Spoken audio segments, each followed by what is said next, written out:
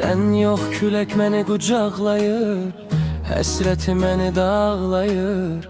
Qəlbim sən üçün ağlayır, göz yaşımı qurudu külə. Çox darıxdım səndən ötürü, təsadüf gəlir o gülün ətri.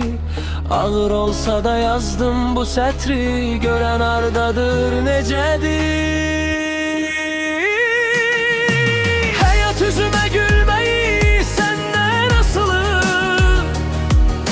ya yaşamağım ya ölməyim səndən asılı. Ürək səni gözləyir səndən asılı. Qaçma səni sevən aşiqindən.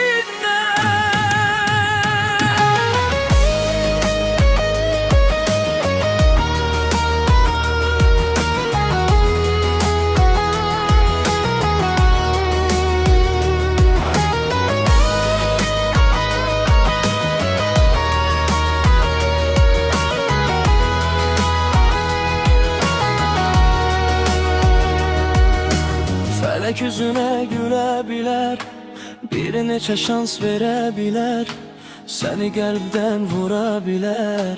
Dərdə şəfa tapılmaz, dinlə məni arada sevgin varsa, göz yaşı axıb yanaqda dayanarsa, sənsiz saatım zamanım donarsa, neyləyim də görüm neyləyim. Həyat üzümə gülməyi səndən asılı, ya yaşamağım ya ölməyim səndən asılı. Ürək səni gözləyir səndən asılı. Qaçma səni sevən aşiqindən. Səni gəzmişəm aram, məgər bir olmaq bizə haram. Sən varsan mən də varam, dinlə sevgin varsa bir qram. Səni görsəm qışım bahar olur, yaşamaq mənim üçün asan olur. Sevginin toxumunu at ürəyimə, köklənsə, bəslənsə bax çiçəyinə. Qaçma səni sevən aşiqindən.